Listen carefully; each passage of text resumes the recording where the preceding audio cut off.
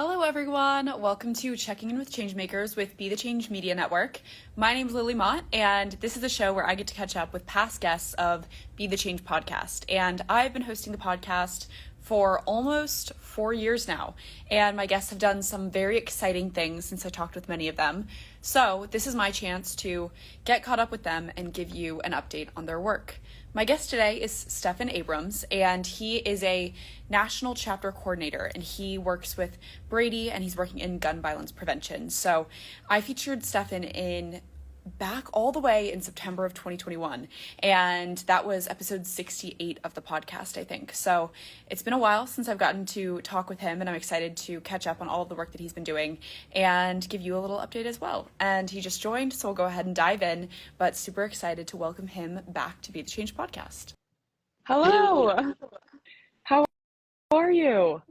Good. Thanks for having me on. Yeah. Super excited. As you said, 2021, a lot has changed since then. And when I saw, you post the last interview we did, I was like, oh my gosh, so much has happened since then. And Yeah. I'm so excited to chat with you. This is going to be such a great conversation, and yeah, it's been quite a while. So I would love to dive in with just having you give a quick introduction. Of course, I know who you are, the work that you've been doing, but I would love for you to do kind of a full introduction, and then we'll dive deeper from there. But for those of the listeners, the viewers who haven't actually listened to that episode, who don't know the work that you're doing yet, do a little intro. Yeah. So my name is Stephan. I am the Team enough National Chapter Coordinator. As I said, I started one of the first Team enough chapters when I was 15. And so since then, after working in California a long time and setting up a lot of Team enough chapters there, I decided to move on to the national level. When COVID happened, I got an opportunity to work virtually and help manage all of our Team enough chapters. And I'm now out there in DC too, working with all of our chapters across the country, dozens of chapters at this point, where, working with hundreds of students to empower them to take change in their community. And that's, ultimately what happened with me with Team Enough. I was empowered to take action on gun violence prevention, and I grew as an activist and as a person. And my whole, mission statement really is to provide that same experience for other students. So I've been doing this now for a long time. I'm 21 now, so about 6 years doing this. I absolutely love it, and getting to work with so many different great people, across the country, and doing great work at the local, state, and federal level. Yeah, oh my gosh, that's exciting. So I know when we talked back in 2021, you talked about ghost guns, and that was the Yes. issue that you were really working on. And it's funny because I think when I was going back to listen to that, it's just so interesting. I've kind of followed along with all of the work that you've been doing with Brady more than I have with maybe other guests. So I'm really interested to learn kind of more specifically what you've been working on. So tell me about that issue in particular. Have you continued to work on that? Has the issue changed? Has the focus changed? Tell me a little bit about that. So changed dramatically. I think last time we talked, I talked about my story where I was working on a project where I was purchasing a ghost gun when I was 17, just to show how easy it is. And that was also like to show how even in California, a state with some of the strongest gun laws, it doesn't matter. Ghost guns were accessible to anybody. And so, it's changed dramatically. So a few months after that interview, probably, closer to a year, I was sitting in the Rose Garden listening to President Biden make an executive order about taking action on ghost guns. We've seen multiple states pass laws. I've testified in Maryland, Nevada, California, where this video of me purchasing this, kit has been played and showed, and ultimately it's been really impressive to see how quickly the ATF was able to, work on this issue. We're so grateful for, the Biden's executive order on this, because it was really impacting states that actually were passing more gun laws, where places where, criminals, it made it harder for people who aren't allowed to own a gun, because of the laws. They were having easy access because this was just such an easy loophole. I will say right now the Supreme Court is taking up the President Biden's executive order on ghost guns. They're going to be deliberating on this in the fall. This is going to be a huge case. And the reason for that is if we aren't able to ensure that, guns need to be serialized, they need to have a serial number, and they need to go through, our gun laws, this is a very slippery slope. Because just to remind everyone on the call, on this live here, that, ghost guns don't go through a background check process. They don't go through any safety process when purchased. Anyone can purchase them, and you can also produce. We don't know how many of them are out there because they're so easy to produce, and they're untraceable. And so these are often associated with crime. These are the guns that the cartel purchases because they're cheaper and easier. Of course, they would want to purchase them, and so we're continuing to import violence, like not only across state lines but internationally now. And so. These are all really important when we're talking about the legality, of this executive order, and ultimately, it might have to come down to Congress having to pass a national ghost gun law.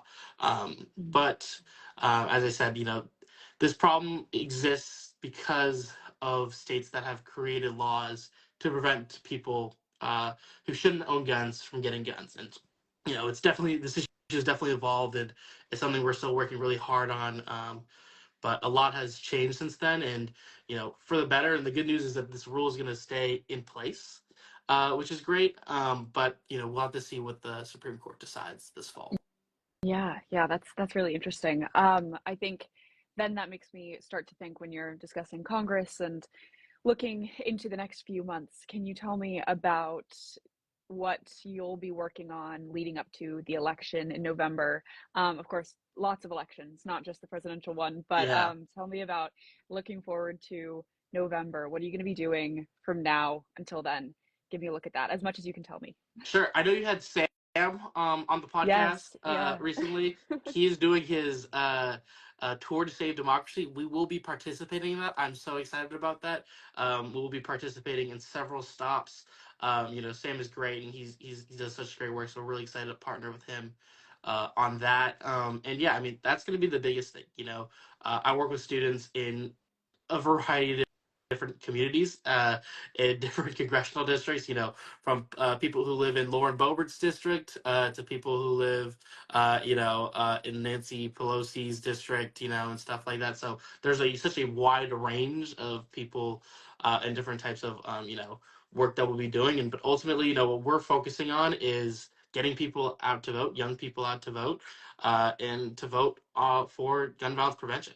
And there's so many other issues that are intertwined with gun violence prevention that will be on the ballot this November. And so it's really important for people to use their voice. And so we're going to be doing a lot on that. But ultimately, this summer is just getting people, ready for the fall. All of our, college and high school chapters, getting people excited, for their legislative sessions, and doing all this prep work for us to continue to recruit and grow, and also teach skills. I think the summer is a great time to teach people skills about organizing. How do you set up a lobby day? How are we prepping, for the upcoming year so we can, hit the ground running and do as much as possible. And obviously, we know that June is Gun Violence Prevention Awareness Month, and so we'll be doing a lot about why gun violence needs to continue to be something that we're talking about when it comes to not only at the local level but at a national level as well. Mhm. It matters. The people who we elect matter. Electing young people as well. And so we're going to be doing a lot around making sure that we're protecting people's right to vote too, and people's access to safe voting. Not feeling intimidated at the ballot box. So we're so excited, to be everywhere this summer. We're going to be doing a lot. So That's exciting. I think it's also amazing when you're talking about all the different young people that you work with and how they're from all over the country. Because I definitely, even if you look at Team Enough and the people who have gone through Team Enough, it's amazing just where they're from and their stories, and I think it's awesome. So what are you looking forward to in the future? Of course, you mentioned Sam's tour, which I think is awesome. I'm really yeah, hoping to do something as far as more lives or podcast episodes, support it however I can, even though I'm abroad. But I think it's a great thing to be a part of. What else are you looking forward to in the future? Maybe the near future, the next couple weeks 2 months and even just farther into the future. Tell me about what's coming up for you. Yeah, so actually, I'm currently in San Diego right now for the next few weeks because we're going to be doing uh, a procurement ordinance in San Diego. So this is something that's a little more niche when it comes to gun violence prevention policy. But basically, what we're doing in San Diego is the city council is voting on this ordinance that would basically make sure that when police buy their weapons, they're buying their weapons from gun dealers that aren't contributing to the legal gun market. And so, we pay all this taxpayer money for, the police to have firearms. And it's really important that where they're getting their firearms, there are incentives for these gun dealers to not feed into the illegal crime gun market. And so it's going to be something that is hopefully going to launch nationwide in localities everywhere, and hopefully also at the state level, and just Mhm. really allow us to make sure that when you know people purchase a gun, what we're talking about is, oh, I don't even know what I that know, effect was. I know. Awesome. No, but they must be excited about this ordinance. But basically, Yeah. just ensuring that we're rewarding those gun dealers who are, doing background checks, who are going through the legal processes and selling to, people who are, law-abiding citizens. And so I think, that's really important. It's going to be a really huge, I think, thing that you'll see a lot and hear a lot more of, over the course of the next year. So I'm excited for that. I'm also excited for Wear Orange Month, as I just talked about. We're going to be doing events across the country, just talking with different people, also highlighting, the good work that localities have done, passing, bills in Colorado, passing bills, in Virginia, I'm sorry, not Virginia. Unfortunately, Virginia, but also like Florida, blocking bad bills. Mhm. Celebrating the little wins. In California right now, we're passing a bunch of bills too, on gun violence prevention. We just had a couple weeks ago our California Advocacy Week, so I'm looking forward to doing a little bit of celebrating those who've done such great work, and also just getting ready for another year. Yeah. Looking at Texas, are we going to be able to continue to do, break down barriers? Today being you know the mark of the Uvalde shooting. It's really important that we continue to highlight the great work that all those Uvalde parents have been doing. Mhm. They have had such horrific roadblocks in terms of how their community has treated them. Also, but also just nationally, how we haven't given them the attention that they deserve, and why we need to continue to be talking about what happened in Uvalde. And so, I think it's really important that those parents, they've done more work in Texas, advancing the ball in gun violence prevention that's ever been really seen before, and it's so impressive. And so we need to continue to support them, and I'm looking forward to, Texas just continuing to put, really, push the needle in terms of a lot of these different states that we haven't seen action in before. And so another state like that is Wisconsin. Wisconsin's been doing such great work. They have an amazing coalition out there, and we're excited to get our chapters involved in that and participate in that as well. Yeah, wow, that is a lot to be excited about. I think that that naturally leads to my next question for you, which I think I probably asked something similar all the way back in 2021, but you've been doing this now for so long. And as you mentioned, this has been a significant chunk of your life. And I think it's really amazing that you have kept up with this and that you are so inspired and committed to this because I think it's such a difficult issue. And I think that's what makes it so important, of course, but it's also so tough to do this work day in and day out. And so I really commend you for that. But I also am wondering, how have you dealt with the mental burnout and maybe just the burnout factor in general of doing this work, especially when it does seem like we keep seeing shootings and we keep seeing these tragic events happening in the US? And I would just love to know, kind of pick your brain about how you've managed to do this work for so long and how you sustain yourself. I think it's just amazing. So tell me about that. So I think it's two main things. I think first of all, being around and working with survivors every single day. How can you not? How can you not be fired up every single day to work on this issue and realize this issue is personal for every single person in this movement. Um, that's, I think, number one. What keeps me going. But number two, I think the biggest thing, going back to one of my earlier points, is the empowerment factor. We all feel this helpless feeling, but if I can get someone in their local community, to go to their school board and make a statement that actually creates change and spreads awareness about gun violence in their community, uh, and they kind of come back to me and say, "Wow, I can't believe something that I was passionate about, and I was actually able to create change in my local community because of it." That is, I think, the biggest thing right there. Empowering individuals and empowering young people to continue to take action, and that we don't have to be helpless, and that change is possible at every single level of government.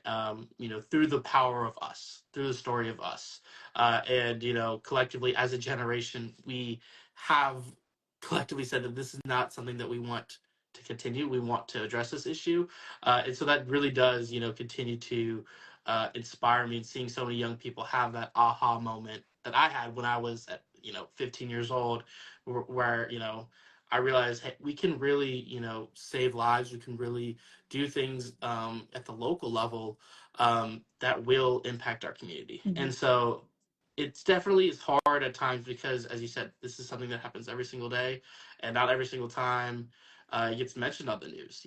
And unfortunately, this problem has only gotten worse since the COVID pandemic. But we are seeing small victories. We're seeing, in Baltimore, they had the largest reduction in homicides in like 6 years, or 5 years or something like that. We are seeing a lot of large cities who've implemented things like community violence intervention funding and other policies see results. And so we just got to keep pushing, and ultimately the more people who continue to get excited about this issue and that they can make change, the more, every single day that I'm going to continue to show up. Definitely. I think that that was also the perfect segue to my next question, which is the one that I asked you back all the way in 2021, but the signature question. Lots of young people want to create change, want to make a difference, but they may not know how to get started with that work. What advice do you have for those people who may be watching or listening back later on the podcast? Yeah, sure. I mean, ultimately, when I go and give presentations on civic duty and the importance of advocacy, the biggest thing that I mention is that whatever you're passionate about, um, and whatever issue that you care about, your voice matters, and it's really important for you to know that. And I think it's really hard to think about that in perspective, but it is so important for all of us to kind of take that action in our individual lives, because you're not the only one who cares about a certain problem. There's a community out there for sure. Be a part of that community, and use your voice, because your voice is important, and that's how we save democracy. Call back to Sam's story. That's how we continue to make sure that these issues actually get addressed. Is if we don't become disillusioned by these obvious roadblocks that do make this work tough. But advocacy is so important, and it's really important that we don't let these issues not come to light. And that's ultimately what kind of happened for so long in this gun violence prevention movement. There was no action for so long, and all these people who were advocating weren't getting the light shone on them. And it's just really important to keep fighting, because eventually it will, and eventually we will break through. And so it's also a marathon. I think that's the other big thing. As I said, I've been doing this for 6 years now. I now know now that what I did know at 15 is that this is going to take a while. And that's because there are so many things in every issue that you care about. There's so many things that you need, systems that you need to dismantle in order to really get to the core root of the problem. And so I think ultimately just find something you're passionate about and take action. No matter if it's just joining a call by a local org, or attending a meeting. Take that first step. Yeah, I love that. I think that's great. And I love the part about you're not the only one that's passionate about it. I'm sure that there are organizations that are out there. There are other people Yeah. in maybe even your community who are into it. So I think that's great. Thank you so much for coming on. This was so fun to learn about all of the work that you've been doing. And I can't wait to follow along. I think this is a really exciting time to be doing the work that you're doing. And I have just really been inspired by the work that you're doing. So thank you so much. And to anyone who's watching, listening back, please reach out to me on Instagram at Be the Change Media Network. And if you enjoyed this conversation, leave a comment or a rating and subscribe to the podcast and tune in to hear another episode of Be the Change on Wednesday. But until then, be the change you wish to see in the world. And thank you so much. This was so fun. Awesome. Thanks. Yeah, have a good one. You too.